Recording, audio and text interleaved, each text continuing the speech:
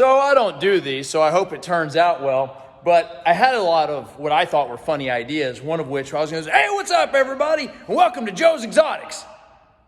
But it's not that funny, but we are talking about an exotic, and that's Damon's F12. And so I think the last time y'all saw it, we were preparing to build headers. It's come quite a long way, and I know it's been a long time, but life happens, and this is a complicated car for a lot of reasons. We'll talk about a few of them. But in case you haven't seen it or don't know what we're talking about, this is it. Maybe, if I can figure out how to turn this thing around. I don't know how to run anything. There she is. Pretty much the same way it came in, but we've added a couple things to it. So if this is your first time checking it out or seeing it all put together, maybe haven't seen some of the stills, I'm gonna walk you through some of what's been done with it. We've of course had the whole face off, the headlights are out, inner fenders. We had to get a lot of access to a lot of things. One of the first things that was incredibly difficult to kind of get around was the complete and total lack of space. And if you can see how the headers are arranged in here and exactly how little space we have to get, 6 cylinders up and into the turbocharger, it's tight. And we'll go to the bottom and you'll see that a little closer. But on both sides, there's still a battery, tons of electronics. There's a lot of things missing right now. So it's even tighter than what you're currently seeing. So obviously there's still going to be some more heat shielding here for the wastegates. There'll be heat shielding lower inside of it. We're even missing some of the factory stuff at the moment. One of the first things you might see on the upper plenum is that the whole sides have been removed and capped. Well, that was kind of a developing situation, and I'll show you what I mean. See, originally, if you'll remember, this thing used to have the throttle bodies mounted out here on the side of the motor. And they breathed through the air filter houses right here on the left and right side of the car. There was a hat over it, and then up here it would go into the throttle body, suck, bang, boom, out the back, and all kinds of cool noises would happen. We've just added more noises, but the complications come up. Since the turbocharger had to go through the hood and wanted to live up high and up forward on it, there was no possible way for us to be able to get, the air, like we couldn't get the exhaust out of the same place the throttle body was, so that all had to go away. Well, what's unique about this car is, I don't know if on my stack of junk over there, it's not anymore, but there were these tubes on the front of them. I'd explain them better, but I don't know if they were, volume dampers or what they were, but there were these tubes on the end of it, which I thought had really brilliant flanges on the ends of them, so I cut them off, and we've relocated the throttle bodies that used to live on the left and right side, or vice versa, of the motor. It's like I moved them all the way up front. I think it worked out really well. Now, I had built a different kind of termination cap over here, but ultimately due to how compound the shape was and how long it took to make, and the fact that here's the cowl. When you open the hood, you can only see this much of it, and we still have an exhaust pipe that has to come through here. I wanted to preserve the space and make things a little easier, so it has a flat cap on it. When the exhaust pipes are in there, you'll understand why. But to this point, we have the headers built, the charge pipes on, the wastegate's been cut into the exhaust turbine housing on it, and then you can see the charge pipe snakes its way down here, and then into the intercooler. They both merge here in the center and re-emerge here in the top, out to each of the upper charge pipes and the BOVs, throttle bodies, into the motor, and start the whole thing all over again. So there's a lot of things that were problematic. We talked about the packaging, and from the bottom of the car, you can see a lot of the issues there are pretty wild as well. Just like one small thing, right? It's like these modules here, I needed the space to get this much volume up and through this thing, and because of the nipples on the end of this thing, we had to have a hole big enough to get the whole tube through and up and around it. So I had to move these things over. So part of the decision on the size of this thing was partially how far can I move these. Then we checked the volume of the riser, and everything worked out. So we're having to build brackets underneath these, which I'll show you some pictures of, to move those over. We kept the ECMs and the factory locations, harnesses the factory length on it. And currently what we're working on the airbox here, which little bit of potentially a letdown. I don't have a great answer on whether or not we can run these open as a speed density car or if it has to be a mass air car. The intercooler placement down here, obviously I wanted a lot of frontal surface area, and there's very few places to mount it anywhere else in the car. So in the middle of all the supply chain problems through 2020 and COVID, we were able to find cores that not only fit the holes, but it also gave me enough room for a merge tank in the center, my outer tanks, and everything else. So I had to have several things in mind. How much horsepower we were gonna make, how much heat we had to give away. It's like, and how this was all gonna work, how much space I had for the merge, how much space I had for the end tanks, plus the elbows on the end of it, how we're gonna get to it, how it's gonna be mounted, et cetera, et cetera, et cetera. And so there's a lot of things that went into kind of picking out the cores, building the tanks on it, location in the car to make it all, you know, make it all kind of happen. And so what I'm gonna do is I'm gonna yank the bumper off and we can talk about some of the changes and get to see just a little bit more of what's going on. Everybody, so what's up? Jason Willis. And so we've got the front end off, so take a look at what it looks like without its face. And you'll notice that there's a lot of crazy stuff going on here. So in case you're not sure what this stuff is, AC condenser, radiator, oil cooler, and it's pretty substantial. So these are the things that have to be in here. There was one small issue, is this little guy here, but we've got it to work around that. This is the lower mount that made to support the intercooler, and that bolts up to this booger right here. And then also that's the intercooler and all of its strangeness. So I'm gonna flip you around here and we'll talk about some of what's going on here. Not that exciting. Oh, however, there were some things I thought were cool. Is like when I took it apart, I was impressed that everything on this car is incredibly hard to work on. You can't get to anything. So taking the bumper off was kind of surprising, like how well it came off, how easy it came off.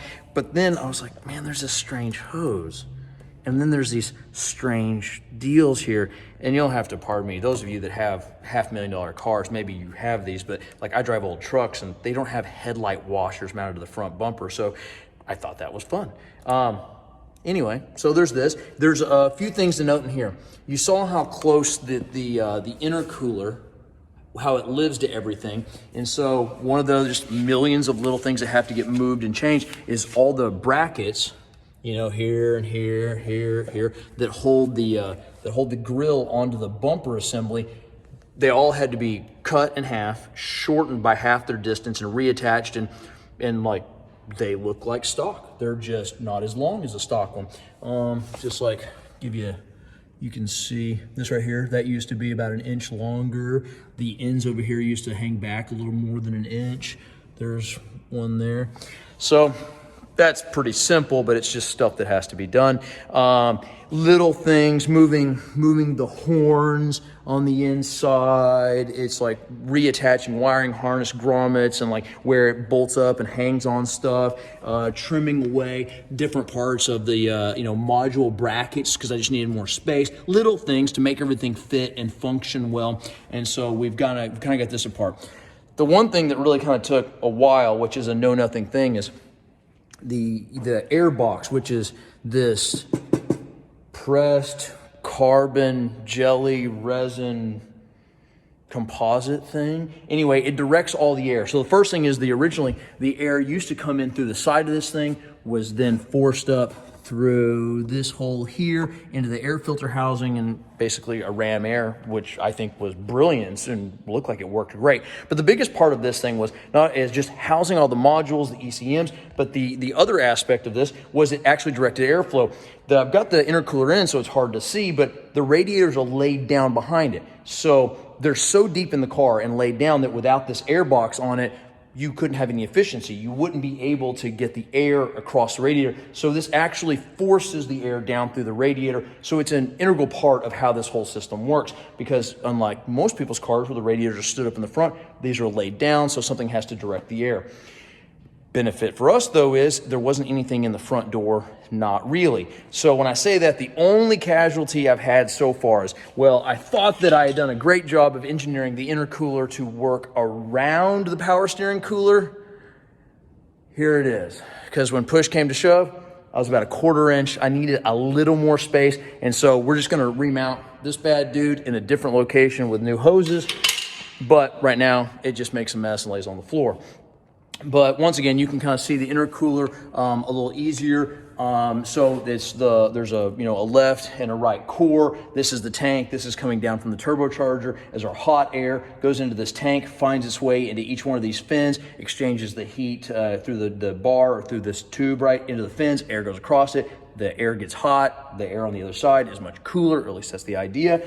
Keep our IATs down, and then it goes in here, and then maybe today, maybe another time, you can see how this all works inside of the air box up here. But here's the, this is the intercooler mount on it. And so it hangs up inside of here, and then on the front of it, the intercooler can go up and down, left and right. It has as much adjustability as the core support does, the upper and lower. And then we've managed to put the box back in. We have either a pressure or temperature coolant sensor that we've been able to retain, which originally I thought was gonna have to get moved, but we've kind of got that going on. And then as you can see, there's no marks on anything here or in front of it. So all of that cutting over there on the expensive bumper worked out. So that's kind of what we got going on here. The idea behind, in case people don't know, and maybe you do, maybe you don't, but so the exhaust housing comes up here and it spins the exhaust turbine. The gas comes in here, it spins the whirly-do, it comes out the back of it, makes a lot of fire,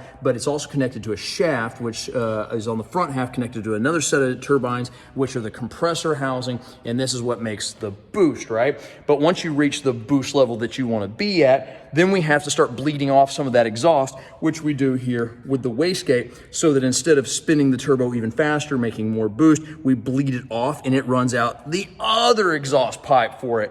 So we have a big one and a small one, and the idea behind the wastegate is so that we can manage the boost pressure and keep it at a desired point. But what happens when we shut the front door? Whenever we lift on the throttle and the throttle blades snap shut, all of a sudden we have this rush of incoming air up here, and we have to get rid of it somewhere, or else it just, I don't know, makes everything explode. While it may not blow up everything, these boogers right here take a real beating as they try and spin backwards, as they try and surge. So we need to get rid of that, and so we use a BOV, which is a blow-off valve. So when we have all the incoming charge coming up here, we let off on throttle, shut the front door. These things will open because of the pressure differential in the intake manifold and the incoming charge tube. These open, relieve the pressure on it, and the car lives to fight another day. Well, at least that's the idea. So that's kind of the overview on what's going on. I'd have to keep taking the car apart to keep showing you more things. When the car's assembled, access to the lower charge pipes on both sides is basically the inner fender linings. Like these will come out through a handful of bolts here and there and everywhere. Anyway, and then you're able to get to it. So everything's pretty straightforward, despite how difficult the packaging has been on the car, how tight everything is. Everything in the car at this moment is largely in the same location as it was when it came in here. So if this car were to go back to a Ferrari dealership, have a tech work on it, they can expect to find everything in the same location that it was when it's not a twin turbocharged setup. So maybe no one cares, but I think that makes it a lot tidier, it makes it a lot cleaner, makes it easier to service and work on. And so that's one thing that's kind of been a laborious process, is this little picking away at it. And instead of just like on race cars where we have all the room in the world, we can do anything we want. If it doesn't make it turn harder or go faster or brake faster, then we don't need it. This has a lot of things we don't need, but we enjoy having. And so you might think that why wouldn't we just go to a standalone system to make sure that we could stay on these open turbochargers, right? Well, we'd lose a lot of the features of the Ferrari, and I think one of the things of having an F12 is the fact that you have an F12, because having 1,000 horsepower, as you've seen 4 billion times on YouTube, you can do with a pickup truck motor. So that being said, making 1,000 or 12 or 1,500 is not the goal. It's making a high horse, really exotic, really crazy, really pissed off, really angry F12, but you still want to have an F12, or at least that's the way I look at it. And so definitely trying to make all this packaging work has been difficult. And if we get the car higher up, you can see like how it works out on the bottom. Obviously, we still have some plumbing to do. And when I say plumbing, these are not water cooled, they're not liquid cooled turbochargers. These Precisions, just oil doing the cooling and lubrication aspect at the same time. So on the smaller port, we'll be pumping in oil out of the right here from the engine, and as it travels around the bearings and the shaft on the inside, both to cool and lubricate, like I said, then it'll dump out of the bottom of this thing, and we've got to plumb that back in. And it's not like we can just dump it right back into the pan. While That is kind of a weird possibility. You got to see the pan on an F12. It's not like you think. But then the other thing is this is a dry sump system. The oil doesn't live in the bottom of the motor like it does in your pickup truck or your Honda Civic. It lives, well, if I can open it, well, I don't know. It's down here. Oh, there it is. So this is where your oil lives. Then these are your oil lines. So here and here. So down here on the inside of this, we'll actually be tapping in, and then we'll be running the oil back to this, where it gets pulled and pressurized back in the motor, which it comes back out on the small lines, goes back in the top of the turbo, and then starts the whole travel over again. So that's kind of I think a reasonably comprehensive overview of what's going on. I guess the big question is what's left. And so we're down to some plumbing, down to some wiring, a couple small details, clean some things up, and then getting the fuel, the gasoline out of this thing. We're gonna go to E85 on it. There are some big risks still. This motor's a 13.5-to-1 compression, which maybe you don't follow me here, but that's odd for a boosted configuration because the cylinder pressure is gonna be so high, holding back detonation or blowing up a piston is gonna be really difficult. Now, all that being said, like, you can turbocharge a high compression motor, but it has inherent risks. And so the DI is interesting because when we go to alcohol, we need another 40% more fuel. And then on top of that, we're boosting it. So we have to provide another 400 or 500 horsepower worth of fuel. The injector is only capable of moving so much fuel. And so haven't got into it deep enough to know, like, can we just change out to bigger DIs? It's like, we're not gonna spray at any higher pressure. This is already tens of thousands of pounds. One thing is, though, is like each pump is actually running each side, each bank. I know it's hard to see in there, but where are we going here? In here, maybe if well, I can't exactly flip it around, but there's a DI pump for the left, and what I mean is direct injection. Rather than spraying the fuel above the valve or above the intake runner, like, you know, on older cars, you might see an injector here, here, here, etc., and then it would spray over the intake valve and into it. But there's a lot of risk there. We don't control the event as well. There's some inefficiency in the spray, and so when we go to DI, we're spraying at the event, or just fractions of a second before, and then we're able to control the event a lot more than just when we have a raw air and fuel mixture in the cylinder and bring the compression up really fast. It's like we can have detonation. So the DI definitely helps with it, but we're also in this risk of how much fuel can we put in there. There's definitely a lot of things to consider. So we are at this kind of pre-tuning stage, pre-finishing stage, where we're gonna have to get some good answers on these things before we move forward. Go ahead and get this thing switched over to E85, figure out what those problems are gonna be, get those handled, make the last little bit of adjustments to the hardware, to the charger kit, and then basically get this stuff out to powder coat, plating, whatever's gonna have to happen to the finishes on these things. Then we can get it back together, final assembly, plumbing, get the electronics hooked back up, and hopefully go to first fire. So anyway, guys, girls, everything else that's not those two things, this is the F12. It's got hair dryers on top of it. It should make all kinds of noises. See you. Well, it's that time again for another little catch up on the Ferrari. So we've got a little further, got some sticks hanging out of what will be the hood. Pretty much everything where it's gonna live. So speaking with the tuner, a couple of things that we learned. I was under the impression that we might run this thing on E85 just to be able to help control detonation at such, high pressures inside the cylinders. But he said no dice. He said the lift pumps, the DI pumps, he said the ethanol presents a lot of trouble with this, so we'll turn it on gasoline. If we can't get it done on pump gas, it will switch over to race fuel, but he seemed pretty confident that we could get it done on pump gas. So I'm excited to hear that. I think that's really cool. Obviously the drivability goes way up if we can get it on pump gas. And it definitely is a larger issue for the tuner than it is for me. But that was one of the updates that we learned. As far as boost goes, and everybody wants to know how much horsepower we're gonna make and how much boost. We're all going to be boost limited. And that being said, though, talking with the tuner, he suggested that we just run this thing on the spring pressure only and then not run a boost controller on it, just kind of keep things as simple as possible on it. And he seemed really really secure in the fact that it was going to work out well. And so I'm hopeful to see that we get the numbers that we're hoping for. And that being said, it's like at 5, maybe 6 pounds, we could see a 300 horsepower wheel gain. Don't know until we get there, but on low boost, this thing already making so much pressure. If we just boost on a little bit on top of it, it'll start making big jumps. Obviously, that's another gentleman's arena. He's going to have to handle that, and I'm sure he'll do a great job. But we've just about got the hardware in place, and then we'll get it out to California and see what kind of magic he can perform. So as you can see with the pipes, they're pretty much where they're going to be. There's obviously the last weld hasn't been made here because we don't have the hood on yet. Still have to weld up the last little bit of these on the wastegate tubes. And then also you can see, like, as we get down inside of here, there'll ultimately be a heat shield to try and protect the coils, the valve cover gasket, things like that. So we definitely have a little bit of heat shielding to do. You know, a lot of effort has been put into kind of routing these where they're up to the top and going to, you know, catch as few things as possible on fire. So that's really about it. Across the tops here where these plastic shrouds are on it, there will be a heat shield that exists here in this area. Just try and keep this together. Rather than hacking it out and just removing it, we'll actually try and preserve it, put a heat shield on it. Not to mention there are aspects of the shocks that need to be protected here as well. So this is pretty much what we got going on here.